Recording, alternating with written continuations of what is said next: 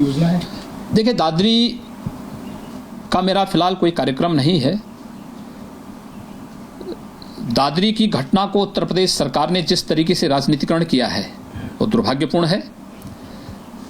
उत्तर प्रदेश सरकार के एक मंत्री का यह बयान कि वह दादरी की घटना को यूएनओ में ले जाएंगे वो अत्यंत शर्मनाक है। भारत की व्यवस्था को सीधे सीधे चैलेंज है।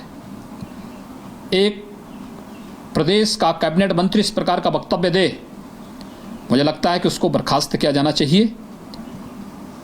दादरी की घटना के लिए उत्तर प्रदेश सरकार की लापरवाही और उत्तर प्रदेश में व्याप्त जंगलराज और अराजकता जिम्मेदार है। उत्तर प्रदेश में हत्या, लूट, अपहरण, बलात्कार, गौकसी, गौतस्करी ये चरम पर है।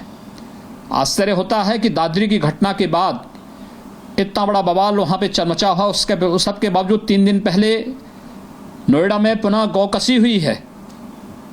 ये सब बातें क्या साबित करती हैं? दूसरा, जिस वहाँ पर एक व्यक्ति की हत्या हुई है, हत्या करने की बात की जा रही है। आज ही मैंने समाचार पत्रों में पढ़ा कि वो पाकिस्तान गए थे और पाकिस्तान 2.5 महीने रहे थे। उसके बाद से उनकी गतिविधियां बदल गई थीं। क्या प्रशासन ने कभी ये जानने का प्रयास किया? एक व्यक्ति पाकिस्तान जा रहा है बिना परमिशन के, 2.5 महीने से अधिक वहाँ रह रहा है और उस सब के बावजूद उसकी संदिग्ध गतिविधियां प्रारंभ होती हैं और उत्तर प्रदेश की सरकार बेशर्मी के साथ उन्हें महिमामंडित करने का प्रयास करती है। उत्तर प्रदेश में बहुत सारे लोगों की हत्याएं प्रतिदिन होती हैं। नेशनल क्राइम ब्यूरो कहता है कि उत्तर प्रदेश के अंदर हत्या, लूट, अपहरण और बलात्कार की 250 से 300 घटनाएं प्रतिदिन हो रही हैं। उनमें से किसी व्यक्ति को, जो निर्दोष और निरीह व्यक्ति मारे जाते हैं, उन हिंदुओं को तो कभी उत्तर प्रदेश सरकार न्याय नहीं देती।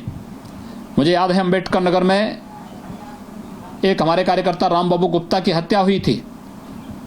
इनके विधायक की भूमिका संलिप्त थी, उसमें संदिग्ध रूप से उसकी भूमिका सामने आई थी। पूरे मुद्दे पर लिपापोती कर दी गई। उस पीड़ित परिवार वो लखनऊ मिलने के लिए गया था। उसकी पत्नी, उसके बच्चे, छोटे छोटे नाबालिग बच्चे मुख्यमंत्री से मिलने के लिए गए थे।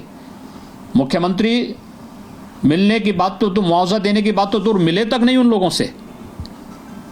क्या कानून हिंदू के लिए अलग और मुसलमानों के लिए अलग होगा?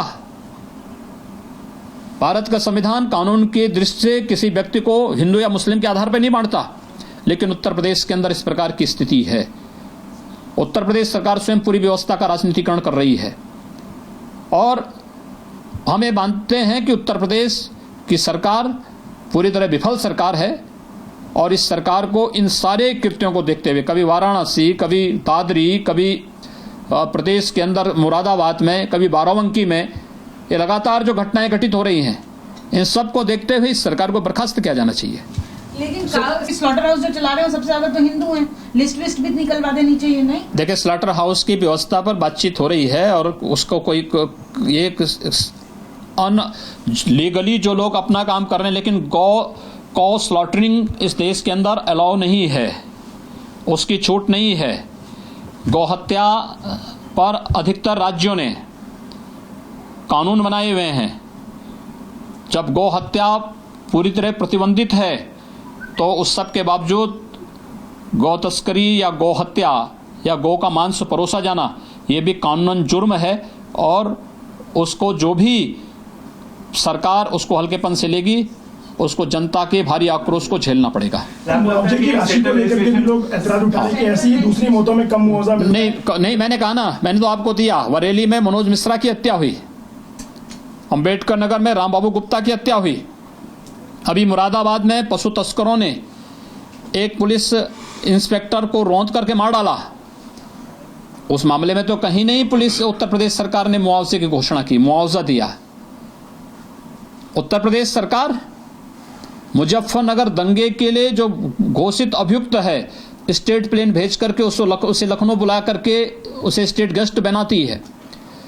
उत्तर प्रदेश सरकार हर एक मामले में उसका नजरिया ही अलग है। हिंदू और मुस्लिम के आधार पर पूरी व्यवस्था को उसने सांप्रदायिक आधार पर बांट दिया है और उसी के अनुसार वो मुआवजे की घोषणा भी करती है। महाराज जी, आपको लगता है कि सेंट्रल लेजिस्लेशन एक आना चाहिए ताकि कंप्लीट बैन हो जाए? आप लोग हाँ, MP हैं क्या? मेरा स्वयं का निजी विधेयक संसद में प्रस्तुत है। गौहत्या पर पूर्ण प्रतिबंध लगाने का एक केंद्रीय कानून बनना चाहिए। ये आज की मांग नहीं, और ये मांग पहली बार भी नहीं हो रही है। ये मांग पहले से चली आ रही है, आज़ादी के पहले से ये मांग चली आ रही है। और यही नहीं, भारत जैसे धन प्रधान देश में, कृषि प्रधान देश में गौहत्या प्रतिबंधित हो, यह मुगल काल में भी तमाम मुगल शासकों ने भी उस समय उसे प्रतिबंधित किया था।